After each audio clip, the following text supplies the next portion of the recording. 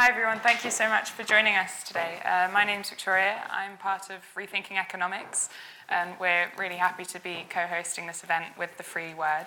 So our first speaker is not physically with us here today, but she is Yuan Yang. Yuan is one of the co-founders of the Rethinking Economics network that I'm part of, and she's also an active poet. And she's written a poem for us this evening, which is sort of her response to this question of what growth means. So we're all just going to hear that to start the evening off. When you're 50, go wherever you like. The Chinese will be as rich as the Americans, and I'll be on my pension or dead, he said. I thanked him for the advice and left his office. I thought of how my children, maybe your children, would be born without that striving sense that life is better elsewhere in the West. I only want to go where you can grow too. All I want is a city you'd be old with me in. All I need is a bed. Imagine what humans would have done if the shade didn't draw us back daily. Imagine what lack of love would be left. When I'm 50, I'll have loved you for half of my life. My baby cousins will be getting married, and their mothers won't worry about the in-laws' salaries. We'll all be as rich as the Americans, and that's the end of that, I hope. We'll be as full as a monk who puts his mouth to the stream that flows ceaselessly. Will be as complete as his closing his lips, licking the droplets, and taking his leave. May I grow to slake every thirst I possess, except for you. May life come as easily to our children as water to the lips. May they know when to dip their heads and when to lift.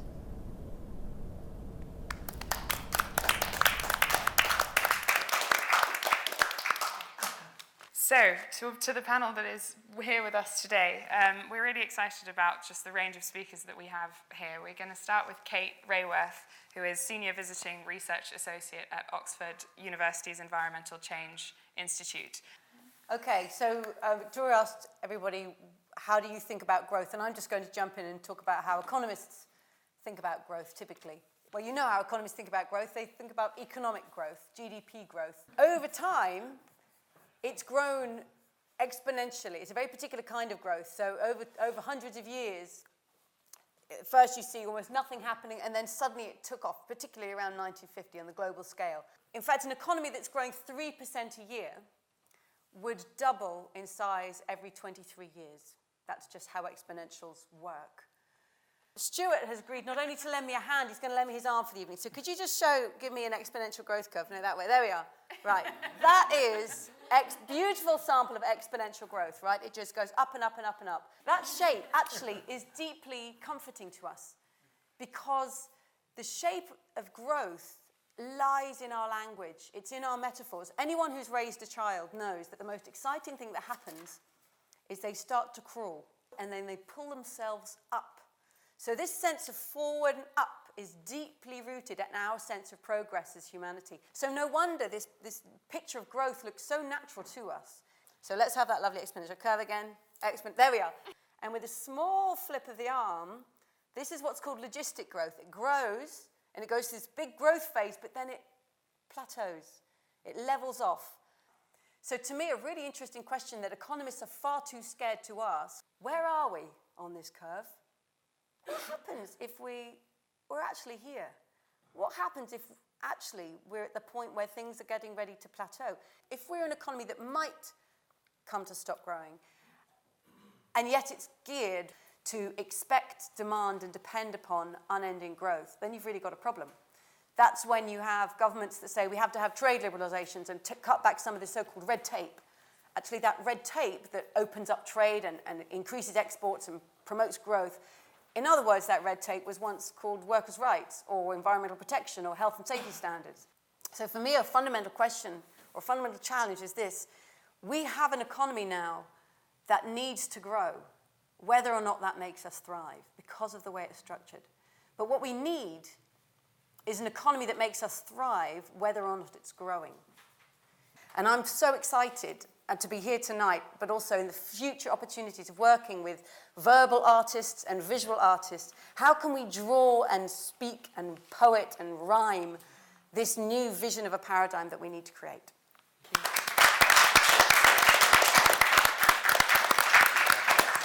We're really happy to be joined by Nick today. Nick is a writer, a journalist and storyteller who writes about just the impact that climate change has on our cultures and our beliefs. So. I was asked to write this for a Tipping Point commission last year. The story is called Green Bang, and I wanted to explore this narrative of growth, of the idea of natural capital, and for people that aren't familiar with that term, basically every part of the natural world is seen in terms of its economic usefulness to humans, or specifically the human economy. So it's set a very short time in the future when the narrative of natural capital has become the world's dominant story. The main character is an ex-ecosystem services trader, and he's trying very unsuccessfully to rekindle a relationship with his 9-year-old daughter. Sasha, yes, her solemnity grew, as if she sensed they were nearing that time, one of those adult conversations she'd probably learned to dread already. A siren whooped once far away. She sat there very still. There was a time before you were born when a tree was just a tree. That's all it was, just that. And it was the same for other things. A mountain, a waterfall, and a blade of grass were once just a mountain, a waterfall, and a blade of grass. A bee was once just a bee. There was no reason for them. She gazed at him with worried eyes. He knotted his hands on the picnic table and concentrated on the words, on simplifying the complexity. And even longer before you were born, before there were any bees or dinosaurs or single-celled organisms or anything else you might have heard about, the world itself, the planet we live on, that had no reason either. It was only a ball of minerals waiting for something to happen to it, for something to give it meaning. Then people came along, and for a long time they had no meaning either. They just happened to exist like all the other things. But eventually people learned how to value each other. And then they learned how to value the world around them, the trees, the waterfalls, the bees, the very planet they lived on. Everything was given a purpose that it didn't have before. Now, nothing exists for no reason. Everything is working together. It's a functioning part of a system that makes people happier. Of course, things go up and down. That's part of the natural cycle. You'll understand that someday. But the world has gained a kind of reason, just like people once did. Sasha, do you know what value is? It wasn't a question, and she didn't answer. It's another word for meaning. The higher the value, the higher the meaning. The meaning of the world is the value of the world, all its units added up, its leaves, its blades of grass, its reserves and its carbon sinks, its networks, systems, processes, everything together. Anders took a steadying breath. His hands felt rather far away, and something was happening to his eyes, a familiar throbbing. Sasha hadn't spoken, hadn't moved. Wind energy was stirring the trees, rustling the natural capital. Everything would be all right. Sasha, value is the same as love. How can we love what has no value? That is to say, what I mean, the phenomenon was occurring again. Water was coming from his eyes, turning the world into rainbow prisms, yet once again he did not feel sad. Instead, he felt quite elated. He wiped and snorted and managed to say, "I value you very much," before covering up his face and breathing wetly into his hands. He stayed that way for a while.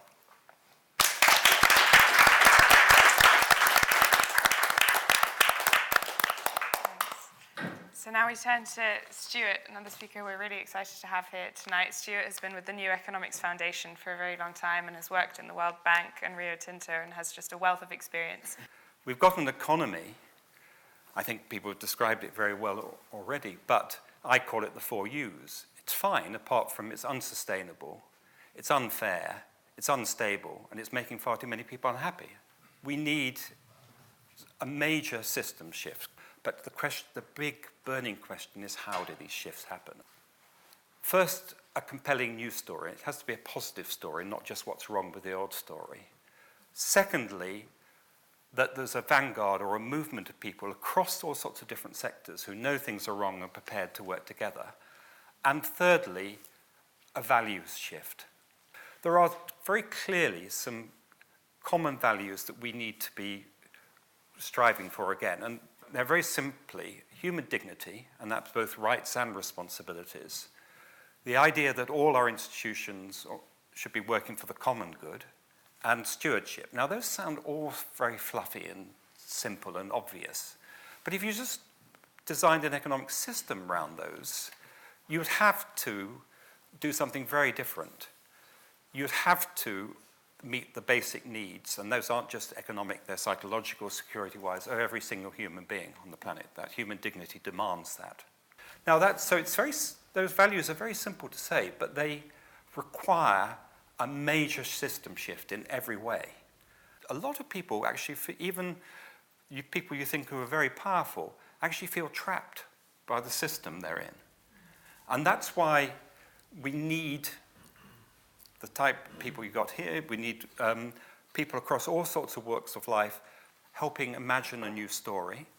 So my fundamental thing is we need a values revolution, we need a new story, and we've got to work together. And there's lots of things that will change. We need probably a basic income for every human being. We need to rethink the global commons. We need to rethink work. We've focused, so much on labor productivity. We don't want the Chicago Symphony Orchestra to be more productive. I don't want who cares for me in my old age to be more productive. I want more, So we've got to rethink the whole picture. I mean, it's as big as that. It's as exciting as that, but it's scary stuff. But can we do it? Yes, we can. Excellent. Thank you very much.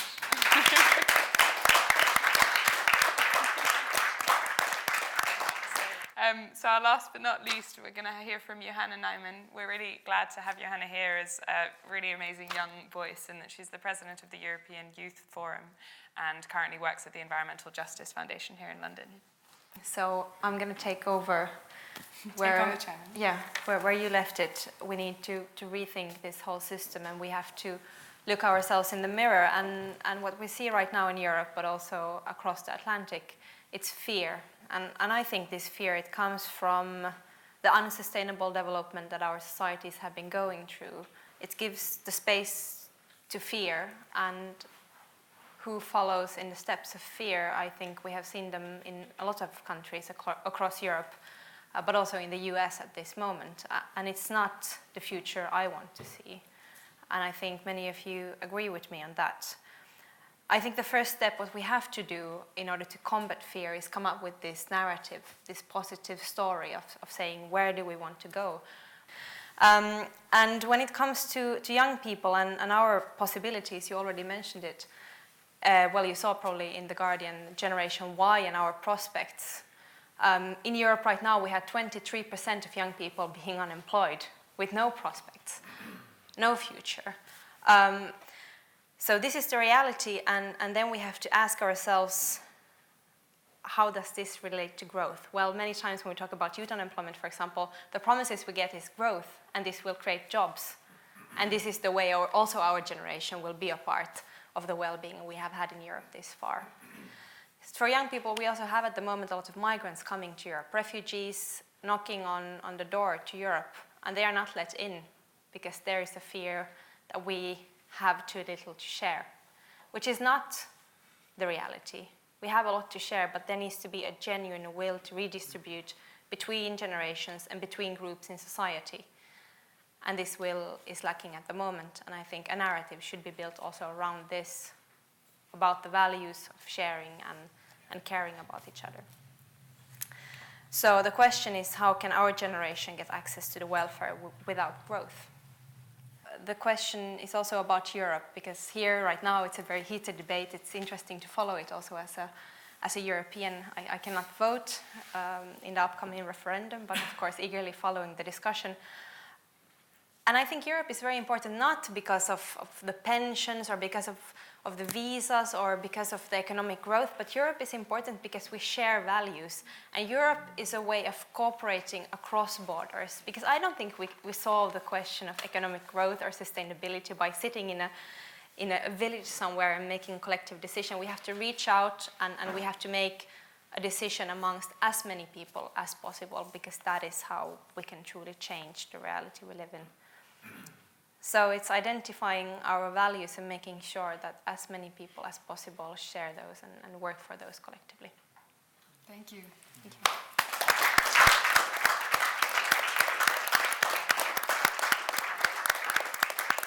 As this is the free word, this is the place to bring literary voices into political conversation, and so it's only appropriate that we'll end on another poem. We're really happy to be joined by Antosh today, who is a resident artist at the Roundhouse and part of several poetry collectives as well. So coming to this, writing a poem for this was a real big question in terms of what I thought of growth. There's a kind of economy in death that I wanted to explore, which is, I know, quite a big term, but with growth it means expansion, and that means kind of erasing cultures that we then lose a heritage tied to. So that is a preamble to this poem. It is entitled, "Is that rope you're pulling on, or your lover, or the border of that forgotten place? We should have put the flat cap on the coffin," my brother says, "while we wait for the Irish priest to pronounce the holy demolition. And we time our unsinging, and I see Dad's dad run with Dad and my brother through a field, and I'm not there. I'm operating the camera on this occasion and holding the hand of the woman I love. She calls me Rope. Dad's laugh is trapped in his daughters. They call his heart saint for the patience. His wife brings up her war, how her country is forgot now that we drop unnamed gunpowder urns on a country whose people are trying to escape. She calls these people immigrants, even though they are her in their war, just decades on, still playing wartime, impersonating aeroplanes falling into the snow to eat it. The man she loved, she called Rope. His knotted brain dislocated from all places, his language. I asked if he wanted to see Poland again, to see home, and by home he just meant his family running through a field. Dad buried a language inside me. I cannot escape to anywhere but here. In the event I am dropped from a plane with the woman I love who calls me Rope, she could be mistaken as gunpowder and me the carrier. Mum hands me Dad's dad in a jar in a carrier bag. His powder existence is about as heavy as my bicycle. We don't know how to get him into his home country. They might suspect us carrying someone mistaken as gunpowder onto a plane, Mum says. We could store the ash in hollow appendages or drop him from a plane in his own named gunpowder urn. It would crash through an abandoned roof of a country we emptied, the gone people mistaken as gunpowder as they escaped to a country they were promised refuge. Thank you. Thank you very much.